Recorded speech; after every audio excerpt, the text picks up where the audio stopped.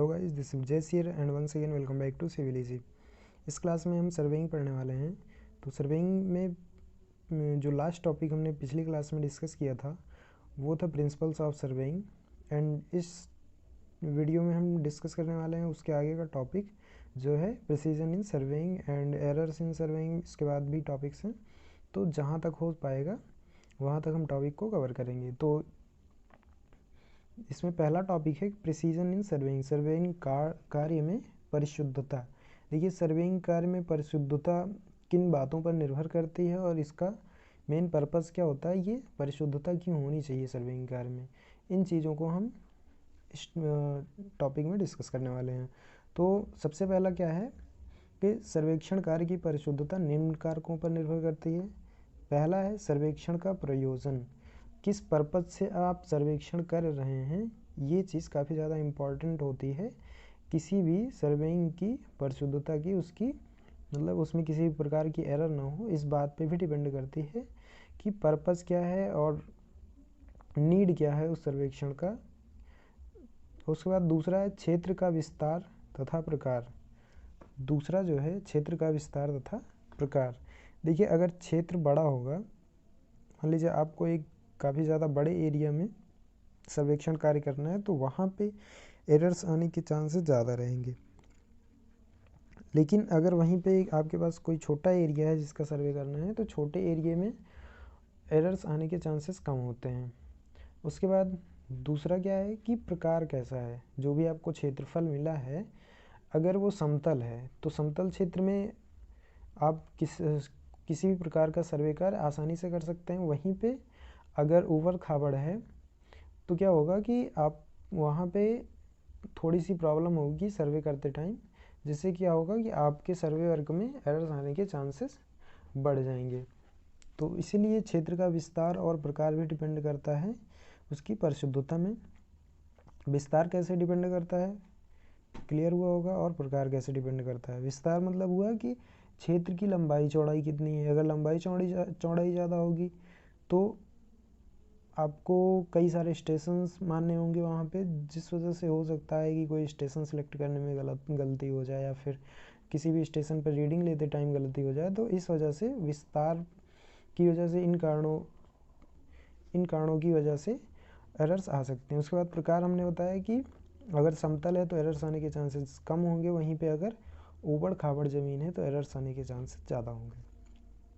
उसके बाद third point है कि उपकरणों की उपलब्धता तथा उनकी कार्यविधि का समुचित ज्ञान। देखिए, अगर हमारे पास जो भी इंस्ट्रूमेंट हैं वो कम हैं, या फिर जिन इंस्ट्रूमेंट की ज़रूरत हमें सर्वेइंग में है वो उस टाइम पे मौजूद नहीं है, तो भी एरर्स आने के चांसेस बढ़ जाएंगे। उसके बाद उनकी कार्यविधि का समुचित ज्ञान।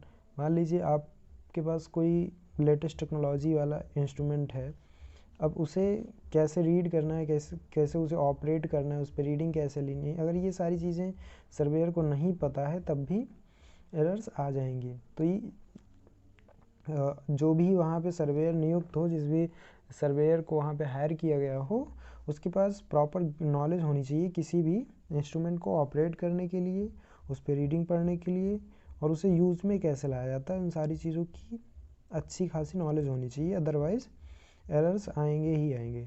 उसके बाद फोर्थ है कार्य के लिए समय तथा धन की उपलब्धता। अब यहाँ पे समय और धन की उपलब्धता का मतलब ये है कि मान लीजिए किसी भी प्रोजेक्ट को कंप्लीट करने के लिए आपके पास केवल 3 महीने का टाइम है, और उसको अगर हम अच्छे तरीके से काम करें उस पर, तो उस प्रोजेक्ट को कंप्लीट करने में जो टाइम लगेगा वो मान लीजिए 4.5 महीने का टाइम लगना है। जो एक्चुअल टाइम लगना है वहाँ पे 4.5 महीने का, लेकिन टाइम कम होने की वजह से अगर हम उस प्रोजेक्ट को केवल 3 महीने में कंप्लीट कर देते हैं तो जल्दी कंप्लीट कर रहे हैं, इसलिए कहीं ना कहीं जो भी हम काम करेंगे उसमें उतनी ज़्यादा एक्यूरेसी नहीं होगी। उसके बाद जो भी वहाँ पे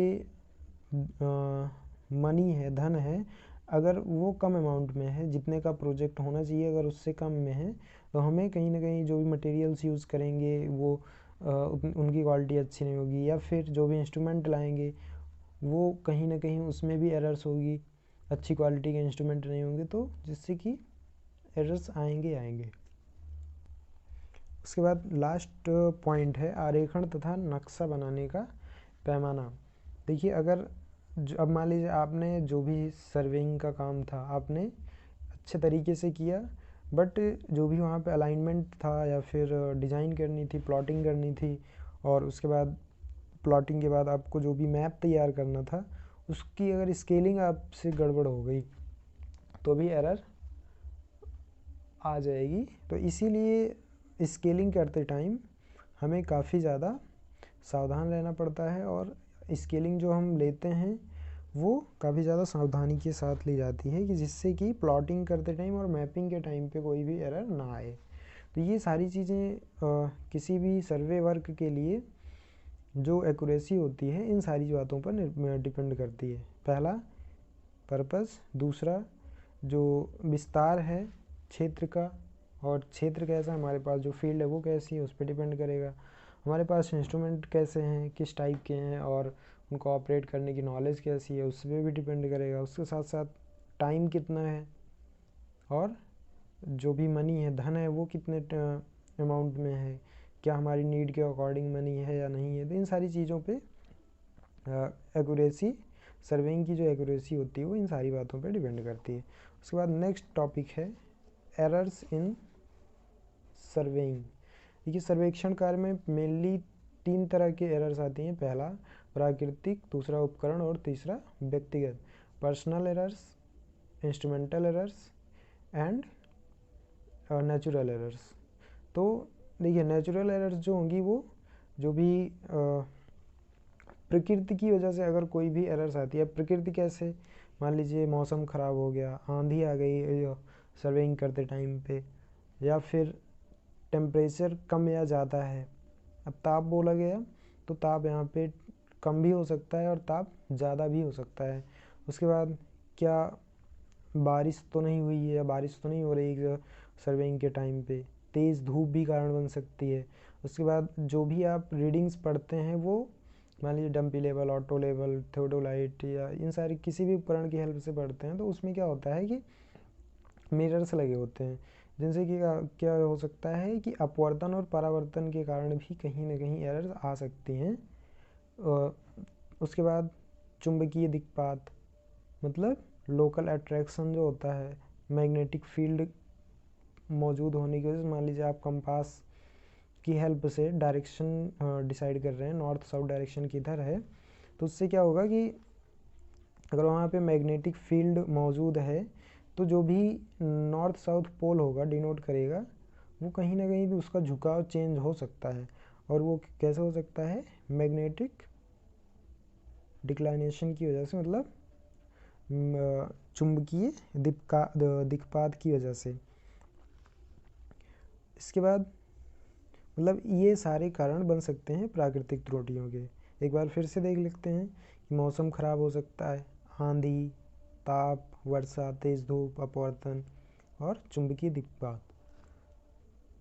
इसके बाद जो दूसरा है वो है उपकरण त्रुटियाँ। अब इंस्ट्रूमेंटल एरर्स कैसे आ सकते हैं। इंस्ट्रूमेंटल एरर्स में ना तो प्रकृति किसी भी प्रकार का रोल प्ले करती है, ना तो जो सर्वेयर है उसकी कोई गलती होती है। ये उपकरण त्रुटियाँ जो होती हैं ये जनरेट होती हैं, जैसे मान लीजिए जो भी मैन्युफैक्चरिंग डिफेक्ट्स होते हैं हमारे इंस्ट्रूमेंट्स में, बनाते टाइम मैन्युफैक्चरिंग जब हो रही है इंस्ट्रूमेंट की, अगर कोई भी पार्ट उसका छोटा या बड़ा हो जाता है, या फिर उसमें जो भी झुकाव होना है, मान लीजिए कोई भी पार्ट 90 डिग्री पे होना है, वो हल्का सा अगर 90 की बजाय 85 डिग्री हो गया या 86 डिग्री हो गया, तो कहीं ना कहीं उससे भी एरर्स आ जाएंगी। तो उपकरण त्रुटियाँ में क्या होती हैं कि मतलब मैन्युफैक्चरिंग डिफेक्ट आप बोल सकते हैं, या फिर जो भी उसका एडजस्टमेंट है उपकरण का वो ठीक से ना हो, तो भी उपकरण त्रुटियाँ जनरेट होती हैं। मतलब अगर ऐसी कोई त्रुटि आती है जिसमें कि इंस्ट्रूमेंट कारण बनता है तो उसे हम बोलेंगे इंस्ट्रूमेंटल एरर्स। ठीक, आइए इसकी डेफिनेशन देख लेते हैं। डेफिनेशन है कि जो त्रुटियाँ दोषपूर्ण, गलत या अनएडजस्टेड उपकरणों द्वारा उत्पन्न होती हैं।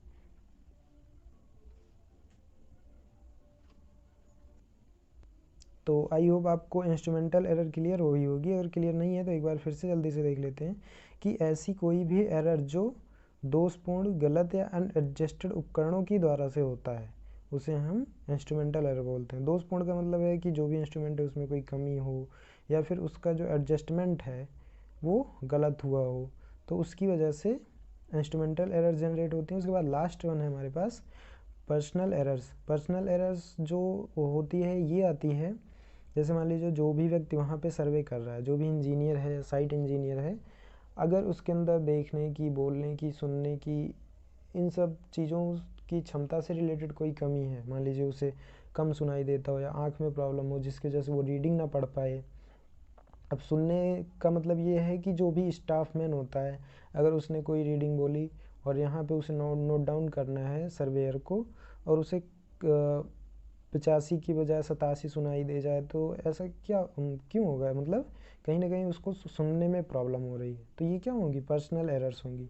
या फिर रीडिंग गलत पढ़ रहा है, रीडिंग गलत पढ़ने का मतलब ये हुआ कि उसके अंदर नॉलेज की कमी हो। तो इन सारी चीज़ों से जो एरर्स जनरेट होते हैं उसे हम पर्सनल एरर की कैटेगरी में रखते हैं। एक बार फिर से इसे सुन लेते हैं।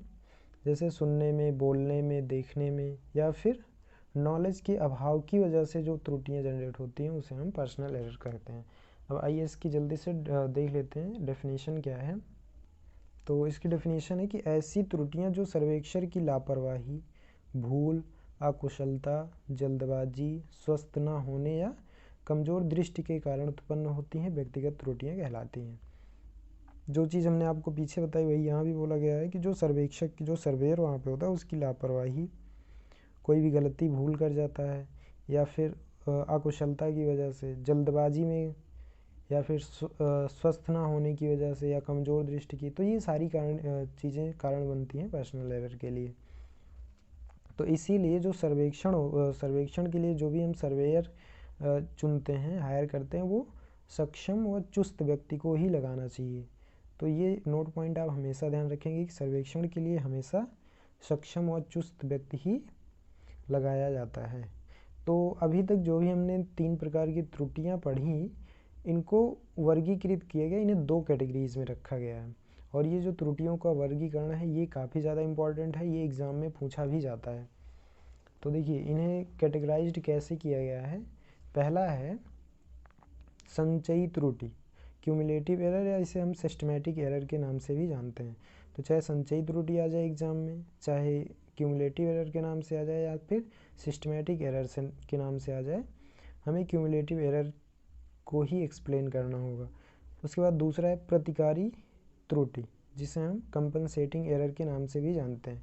अब संचयी त्रुटि का मतलब क्या होता है कि मान लीजिए आपने कोई सर्वे वर्क करना स्टार्ट किया, किसी भी जगह पर सर्वे करना स्टार्ट किया, तो क्या होगा कि मान लीजिए आपके पास कोई एक जगह है, एक स्टेशन ए है, दूसरा स्टेशन बी है। अब यहाँ पे अगर आप सर्वे कर रहे हैं, ए से बी तक आपको सर्वे करते हुए जाना है। सर्वे करते हुए जाना है तो इसमें हम छोटा सा एग्जांपल लेते हैं। मान लीजिए हमें लीनियर मेजरमेंट करना है। लीनियर मेजरमेंट का मतलब हुआ आपको डिस्टेंस मापनी है, लीनियर मेजरमेंट करनी है आपको। अब ए से बी तक पहुंचने में ये डिस्टेंस काफ़ी बड़ी है, तो आपको 3-4 स्टेशन सेलेक्ट करने होंगे। अब बीच में मान लीजिए आपने C, D and E 3 station select कर लिए ए से बी तक पहुंचने के लिए। तो अब अगर आप रीडिंग लेना स्टार्ट करते हैं, मान लीजिए ए से सी तक एक्चुअल डिस्टेंस 1 मीटर है, 1 मीटर इसकी एक्चुअल डिस्टेंस है, और आपकी टेप में कोई कमी है, या आपने गलत रीडिंग कर ली, या फिर उपकरण में कोई कमी, तो उसकी वजह से मान लीजिए आपका जो यहाँ पे डिस्टेंस आ रहा है 1 मीटर की बजाय वो 1.1 मीटर आ रहा, 1.1 मीटर। इसके बाद जब आप अब सी से डी पे जाएंगे,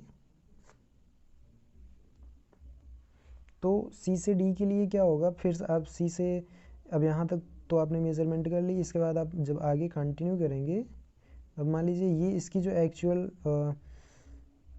दूरी है इन दोनों के बीच की, वो आती है 1.5 मीटर। ये एक्चुअल है, बट आपने जो मेज़रमेंट करी उसके अकॉर्डिंग ये आ रही है 1.6 आ रही है।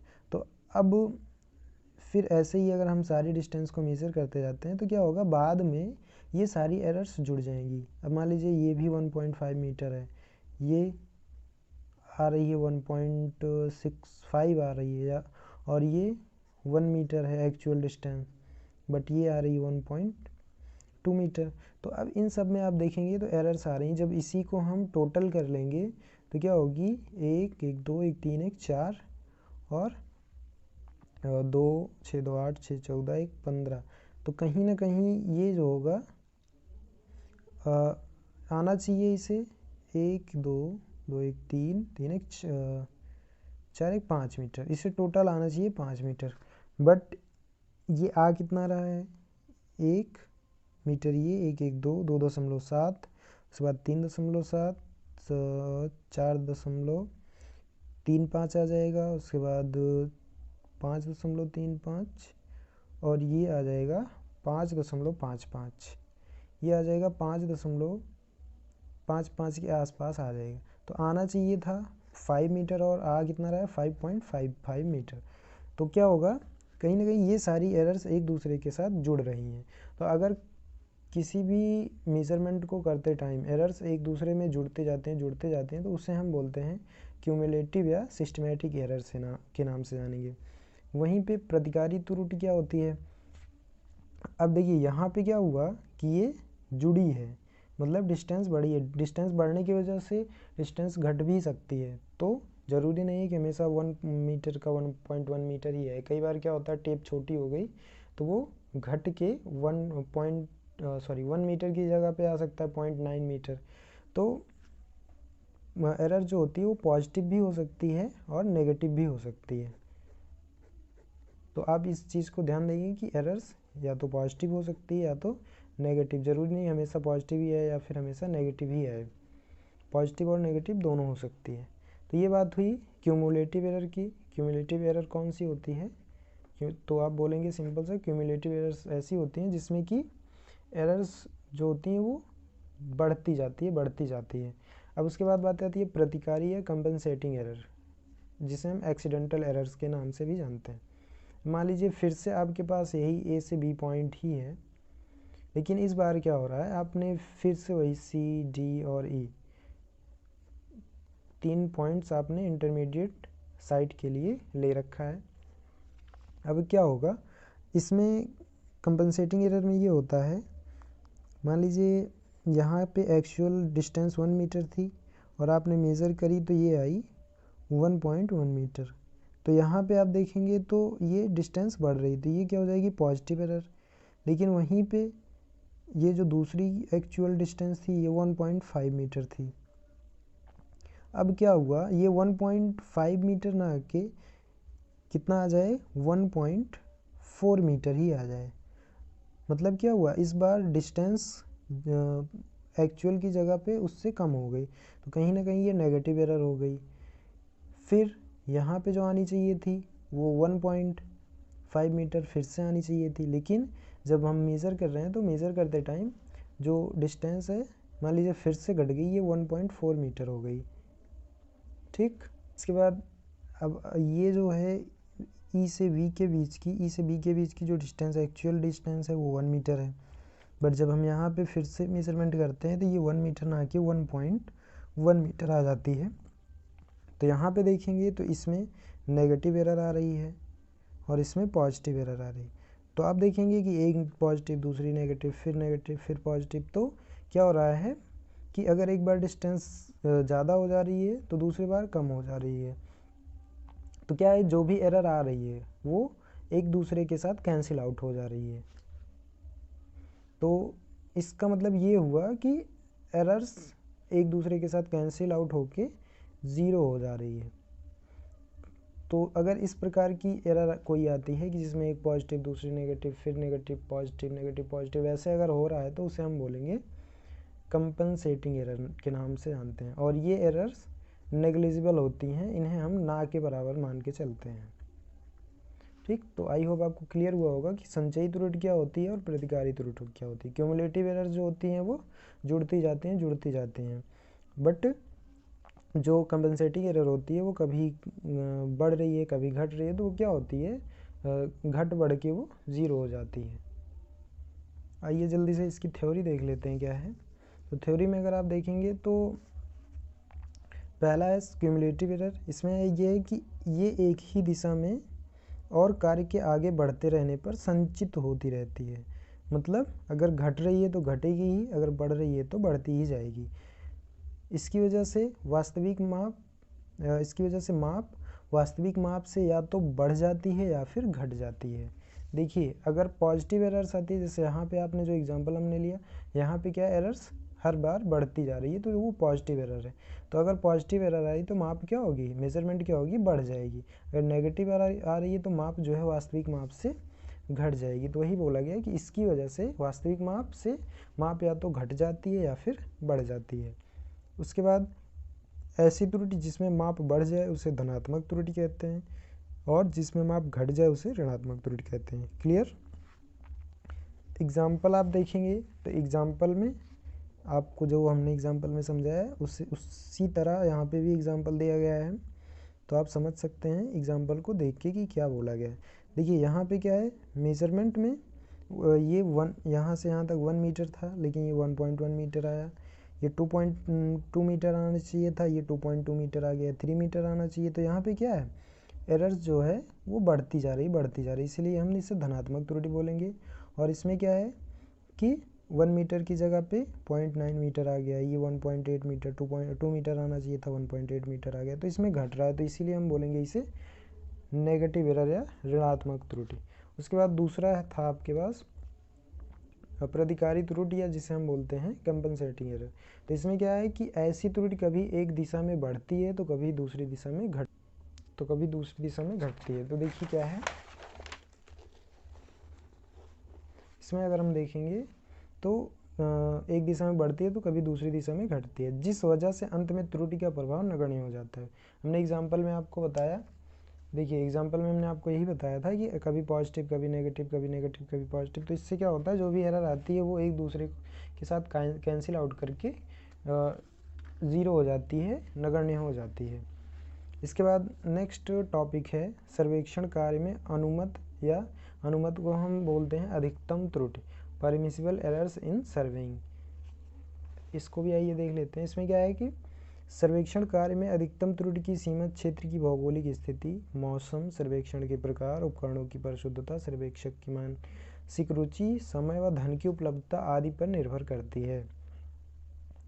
तो वही पीछे जो भी हमने टाइप्स ऑफ एरर्स देखे थे, instrumental, personal and natural errors, उसी चीज़ को यहाँ पे भी बताया गया है। तो अधिकतम त्रुटि की जो होती है, मैक्सिमम जो भी परमिसिबल एरर होती है, उसकी कोई लिमिट नहीं होती है कि कितनी हो सकती है या कितनी होनी चाहिए। ये डिपेंड करेगा कि वहाँ पे जो भी जियोग्राफिकल, मतलब जैसी भी वहाँ की जियोग्राफी है वो कैसी है, टोपोग्राफिकल एरिया कैसा है, मौसम का कैसा रहता है वहाँ पे, आप किस टाइप के सर्वेक्षण, जो भी कई टाइप के सर्वे कार्य होते हैं आप, तो उसमें से आप कौन सा सर्वे कार्य अपना रहे हैं, किस प्रकार के उपकरण आप ले रहे हैं, और क्या वो उनका जो एडजस्टमेंट है वो ठीक ठाक है, उनकी मैन्युफैक्चरिंग उसमें कोई डिफेक्ट तो नहीं है। तो इन सारी चीज़ों पे परमिसिबल एरर डिपेंड करती है। इसके बाद नोट पॉइंट है कि अधिकतम त्रुटि की मोटे तौर पर कोई सीमा नहीं होती है। इसके बाद नेक्स्ट टॉपिक है सर्वेक्षण कार्य के चरण, मतलब जो भी हम सर्वे करेंगे उसे कितने चरणों में कंप्लीट करना चाहिए, वो सर्वे कार्य कितने चरणों में कंप्लीट होता है। तो सबसे पहला जो काम होता है वो आयोजन होता है, प्लानिंग होता है। देखिए आपको अगर कोई भी स्ट्रक्चर बनाना है, कोई भी बिल्डिंग तैयार करनी है, कोई भी ब्रिज तैयार करना है, कोई भी रोड मैप तैयार करना है, कोई भी रेलवे तैयार करनी है, तो उसके लिए क्या करना होगा कि सबसे पहले आप प्लानिंग करते हैं। तो जो मेन और सबसे पहला जो स्टेप होता है वो प्लानिंग होती है कि हमें ये काम करना है। देन उसके बाद दूसरा है उपकरणों की देखभाल एवं समायोजन, care and adjustment of instruments. अब आपने प्लानिंग कर ली, तो आप कहीं ना कहीं सर्वे करने के लिए उस साइट पे जाएंगे जहाँ पे आपको सर्वे करना है। तो वहाँ पे जाएंगे आप, तो कुछ ना कुछ इंस्ट्रूमेंट भी आप अपने साथ ले जाएंगे। तो उन इंस्ट्रूमेंट की देखभाल होनी चाहिए और उनका जो एडजस्टमेंट है वो भी अच्छे से होना चाहिए कि कौन सा इंस्ट्रूमेंट हम कहाँ रखेंगे। तो ये सारी चीज़ें दूसरे स्टेप में आती हैं। थर्ड स्टेप जो होता है, अब आप प्लानिंग कर लिए, आप साइट पर इंस्ट्रूमेंट ले जाके पहुंचा दिए, तो आप क्या करेंगे, आप फील्ड वर्क करेंगे, क्षेत्र कार्य करेंगे, जो भी आपको सर्वे करना है। फील्ड कार्य मतलब क्षेत्र कार्य तथा प्रेक्षण। अब आप वहाँ पे जो भी आपको सर्वे करना है सर्वे करेंगे, उसके बाद उसका अवलोकन करेंगे, ऑब्जर्वेशन करेंगे कि जो भी आपने रीडिंग्स ली हैं क्या वो सही हैं, अगर सही हैं तो कितने हद तक सही हैं, तो ये सारी चीज़ें थर्ड स्टेप में आएंगी। देन उसके बाद लास्ट स्टेप आता है दफ्तरी कार्य। दफ्तरी कार्य में क्या होता है कि जो भी आपने रीडिंग्स नोट करी हैं उन्हें आप ऑफिस में ले जाके अपने लैपटॉप पे या कंप्यूटर पे जो भी होता है उसको डिजिटली पॉइंट आउट करते हैं, प्लॉटिंग करते हैं उसकी, और एक मैप तैयार करते हैं। अब यहाँ पे अगर हम देखें तो पॉइंट में बोला गया कि आयोजन के अंतर्गत, जो आपने देखा प्लानिंग, तो आयोजन के अंतर्गत आप सर्वेक्षकों की नियुक्ति करते हैं। सर्वेक्षण के लिए उपयुक्त विधि कौन सी होगी उसको आप सिलेक्ट करते हैं। उपकरणों का चयन करते हैं कि कौन से उपकरण हम सर्वे के लिए ले जाएं। उनकी शुद्धता की जांच और समायोजन आदि क्रियाएं होती हैं। उसके बाद आपने जो थर्ड देखा कि क्षेत्र कार्य में सर्वेक्षण क्षेत्र का आवीक्षण, रफ स्केच बनाना, स्टेशन व सर्वे, रेखाओं का चयन और चिन्हित करना इत्यादि क्रियाएं आती हैं। तो वही होगा कि जो भी आप फील्ड वर्क करते हैं, जो भी सर्वे करते हैं, तो वो सारी चीज़ें आ जाएंगी क्षेत्रकार और ऑब्जर्वेशन में। और क्षेत्रकार ऑब्जर्वेशन करने के बाद हमारे पास एक लास्ट काम ही बचता है कि उस सारी चीज़ को हम ले जाके ऑफिस में इम्प्लीमेंट करें। हम उसे डिजिटली उसका एक रोड मैप तैयार करें, पूरा प्लानिंग हो गया और उसका जो भी हमें प्लॉटिंग है, मैपिंग है, तो वो सारी चीज़ें हम जाके ऑफिस में करते हैं। तो 4 मेन स्टेप्स होते हैं। पहला प्लानिंग, दूसरा care and adjustment of instruments, third जो होता है field work and observation, and last जो होता है ऑफिस वर्क होता है। इसके बाद नेक्स्ट टॉपिक है सर्वेक्षक के कार्य। मतलब जो भी आप वहाँ पे सर्वेयर हायर करेंगे, जो भी सर्वेयर आप वहाँ पे लगाते हैं साइट पे, उसको कौन कौन से काम करता है। तो देखिए सर्वेक्षक के कार्य को 2 भागों में बांटा गया। पहला है कि सर्वेक्षण व प्रेक्षण कार्य, मतलब उसका काम होता है सर्वेइंग का, सर्वे करना, और उपकरणों की देखभाल और उनका एडजस्टमेंट। तो सर्वेयर के मेनली 2 ही काम होते हैं कि वो सर्वे करेगा और जो भी वहाँ पे इंस्ट्रूमेंट होंगे उनकी देखभाल करेगा, उनका एडजस्टमेंट करेगा। तो पहला है, देखिए इसमें अगर आप देखेंगे, इसमें पहला है कि सर्वेक्षण व प्रेक्षण कार्य। अब इसको भी 3 कैटेगरीज में रखा गया है कि जो भी फील्ड वर्क होगा उसे करेगा सर्वेक्षक, उसके बाद नक्शा तैयार करेगा, वहीं पे एक रफ स्केच तैयार करेगा। देखिए जो भी नक्शा तैयार करना है वो रफली तैयार होगा फील्ड पे, उसके बाद उसे हम ऑफिस में आके इम्प्लीमेंट करते हैं, उसका एक रियल स्केच तैयार करते हैं। उसके बाद संगणना करना, मतलब उसका जो भी क्षेत्रफल हो गया, आयतन हो गया, मतलब जो भी काम करना है, डेंसिटी, ये सारी चीज़ें हम सर्वेक्षण के कार्य के अंतर्गत रखते हैं। तो उसके बाद सेकंड, उपकरणों की देखभाल व समायोजन। अब इसमें क्या क्या स्टेप्स होते हैं कि उपकरणों को बक्से से बाहर निकालते, अंदर रखते तथा उपयोग में लाते समय सावधानी रखनी चाहिए। ये इन सारी बातों का ध्यान जो रखता है वो सर्वेयर को रखना पड़ता है, क्योंकि सारे इंस्ट्रूमेंट वही यूज़ करता है। तो उसकी जिम्मेदारी होती है कि सारे इंस्ट्रूमेंट व्यवस्थित तरीके से और अच्छे से रखे जाएं और सारे इंस्ट्रूमेंट सुरक्षित हों। उसके बाद धूप हो रही हो या तेज़ बारिश होने लगे, आंधी आ जाए, या आवारा पशुओं से भी इंस्ट्रूमेंट को बचाना पड़ता है, और इन सारी बातों का ध्यान रखता है सर्वेक्षक। उसके बाद कार्य क्षेत्र में त्रिपाद पर कसा छोड़कर इधर उधर नहीं घूमना चाहिए। अगर आप इधर उधर घूमने लगे, मान लीजिए कोई व्यक्ति, अनजान व्यक्ति आ गया, वही आपके इंस्ट्रूमेंट को ले भगा, तो क्या होगा, एक काफ़ी ज़्यादा बड़ा नुकसान हो सकता है, क्योंकि सर्वे में जो भी हम इंस्ट्रूमेंट यूज़ करते हैं काफ़ी महंगे आते हैं। तो ये था सर्वेयर के कार्य थे ये। तो आई होप आपको क्लियर हुआ होगा। अगर क्लियर नहीं हुआ तो वीडियो को आप एक बार दोबारा से देख सकते हैं।